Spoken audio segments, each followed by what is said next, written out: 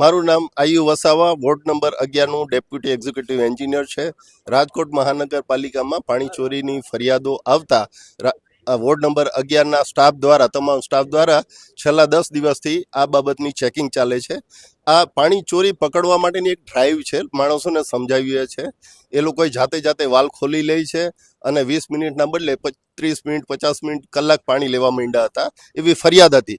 અમે મહાનગરપાલિકા દ્વારા આટલા દિવસમાં 188 નોટિસ આપેલી છે કે વાલ જો બનાવી લીધો હોય એની ચાવી તો એ જમા કરાવી દો, પરંતુ એક જ ચાવી જમા થઈ છે. એટલે ફરિયાદ એટલી બધી સત્ય નથી, છતાં પણ બધાને સારું પાણી મળી રહે, એક સરખું પાણી મળી રહે, નિયમ મુજબ પાણી મળી રહે, એના માટેની આ ડ્રાઈવ ચાલુ જ રહેશે. અત્યારે કયા સોસાયટીમાં આવ્યા છો અને સોસાયટી અમે અત્યારે વોર્ડ નંબર 11 માં બાલાજી હોલ પાછળ આવેલ રૂક્ષ્મણી હાઇટ એપાર્ટમેન્ટમાં આવ્યા છે.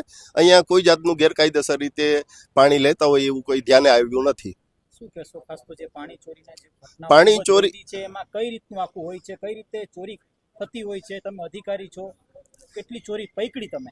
વોર્ડ નંબર 11 માં પાણી ચોરીની ફરિયાદો આવે છે, પણ અમારા દ્વારા સતત અને નિયમિત ધોરણે ચેક કરવામાં આવે છે, પણ પાણી ચોરી એટલી પકડાતી નથી.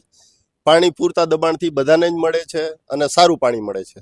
પકડાતી નથી તો શું કારણ છે? કેવી રીતના એ લોકો ચોરી કરે છે? કદાચ ચોરી ન કરતા હોય એવું પણ બને, ચોરી ન કરતા હોય એવું પણ બને. ચોરીની તો ફરિયાદ તો આવે છે સાહેબ, ફરિયાદ આવે છે, પણ ફરિયાદમાં ઘણી વખત હકીકત નથી હોતી. સાહેબ રેગ્યુલર ચેકિંગ નથી થતું, સુપરવિઝન નથી થતું? ના, આપણો વોટર વર્ક્સ નો સ્ટાફ છે અલગથી જ, અને એનું સતત નિયમિત ધોરણે ચેકિંગ કરતા જ હોય છે. અમારા દ્વારા જે અમારે પાણી સિવાય પણ બીજા કામો હોય છે, એટલે હું ડેપ્યુટી એક્ઝિક્યુટિવ, સુપરવિઝન કરવાનું હોય, રસ્તાના કામ હોય, બાંધકામના હોય, એટલે મારો સ્ટાફ છે એ તો રેગ્યુલર ચેક કરતો હોય, પણ હું પોતે છેલ્લા 15 દિવસથી હું પોતે પાણી ચોરી નહોતી થતી એવું હતું ખરા? પાણી ચોરી એ એવું બાબત છે કે ઉનાળો હોય ત્યારે મેક્સિમમ આ વસ્તુમાં એક્ટિવેટ થતા હોય. આ વર્ષની જ વાત કરીએ, કેટલી ફરિયાદ આવી છે ખાલી એટલું તમે કહો? પાણીની રેગ્યુલર અમારે 50-60 ફરિયાદ આવતી હોય, એમાં લીકેજીસ ની હોય, ગંદા પાણીની હોય, ઓછા પ્રેશરની હોય. ચોરીની ફરિયાદ મિનિમમ આવે છે, અને એમાં અમે પર્સનલી ધ્યાન આપીએ છીએ. અત્યાર સુધીમાં તમે 15 દિવસમાં કેટલી ચોરી પકડી?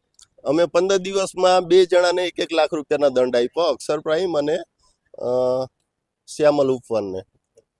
કઈ પ્રકારની ચોરી થતી હતી? ત્યાં વાલથી જાતે ખોલી લેતા હતા, એમને 1 લાખ રૂપિયાનો દંડ આપ્યો. કોઈ રાજકીય ભલામણ હોય છે? ઘણી વખત કેવું હોય છે, કોઈ રાજકીય ભલામણ હોય તેના કારણે પાણીની જે ચોરી છે તે થતા જ ના. અત્રેના વોર્ડ નંબર 11 ના કોઈ કોર્પોરેટર શ્રીઓ આજ લગીન ભલામણ માટે કે આવા ખોટી એક્ટિવિટી માટે પ્રોત્સાહન નથી